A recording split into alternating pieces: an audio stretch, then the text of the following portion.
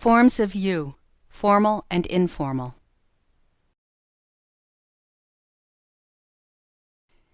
If language has different forms for you, formal or informal, singular, dual, or plural, how should the translator decide which form is correct in each context? Here we will discuss the differences between formal and informal. To learn about the singular, dual, and plural forms, be sure to review that section on the Forms of You page.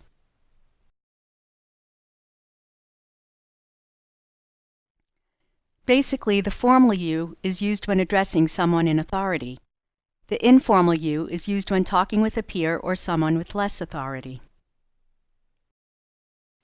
Whether you use the formal or informal form of you will be determined largely by what is natural and customary in the language of the translation. Most languages that make this distinction will use the formal form for strangers and to show respect to people of higher status. The informal form would be used for children, close friends, and family members. So in some cases, the choice of pronoun reflects the degree of intimacy. The formal form is used with people one does not know very well, and the informal form is used with close friends and family. Some of you will be translating from a language like English that does not use formal and informal forms of you. If your language has formal and informal forms, you may sometimes wonder what the relationship is between two people in the Bible. You need to know this in order to know which form to use. The people who are writing the translation notes will try to give you the information you need in order to help you make your decision.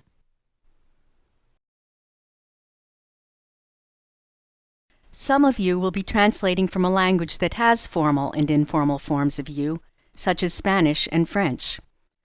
Even though these languages mark formal and informal you still need to know the relationship between the people talking in order to know which form of you they would have used.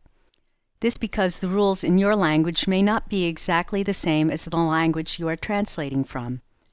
So for you too, the people who are writing the translation notes will try to give you the information you need in order to help you make your decision.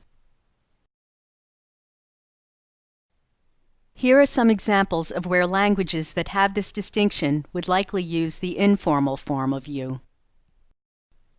The mother said to her child, "You need to go help your father feed the chickens." A mother would normally use the informal form when speaking to her child. The woman said to her brother, "It is so good to see you. You have been away a long time." In some cultures, the woman would use the informal form when speaking to her brother simply because they are close family members. In other cultures, she would use the informal form if her brother is younger than her. Here are some examples from the Bible of where languages that make this distinction would use the formal form of you.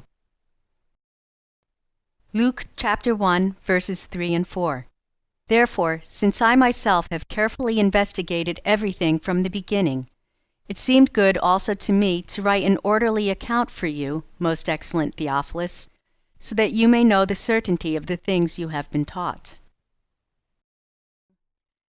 It is thought that Theophilus was probably a high official of some kind, judging from the way Luke addresses him as most excellent. If so, in many languages, the formal form of you would be used here and in the surrounding verses. Acts chapter 26, verses 2 and 3. So Paul motioned with his hand and began his defense. "King Agrippa, I consider myself fortunate to stand before you today, as I make my defense against all the accusations of the Jews, and especially so because you are well acquainted with all the Jewish customs and controversies. Therefore, I beg you to listen to me patiently." Here, Paul is addressing a high official, so in many languages the word you would be formal. So how would you translate the following? "What an honor it is to meet you, King David." If you used the formal form of you, you are correct. Since you are addressing a king, the you would be formal. Let us try another one. You are the best sister in the world. If you use the informal form of you, you are correct. Since it is family speaking to one another, the you would be informal. How would you translate this one? We were so excited to be invited to have dinner with you and your family, Dr. Smith. If you use the formal form of you, you are correct. When addressing someone of high authority, such as a doctor, the formal form of you would be used. Different cultures have different rules about when to use these forms. In some cultures, people use the formal form when talking to their parents in order to show respect. In other cultures, people use the informal form when talking to their parents in order to show intimacy and love.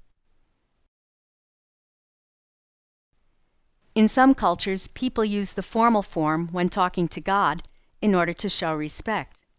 In other cultures, people use the informal form when talking to God in order to show intimacy and love because He is their Father. Congratulations!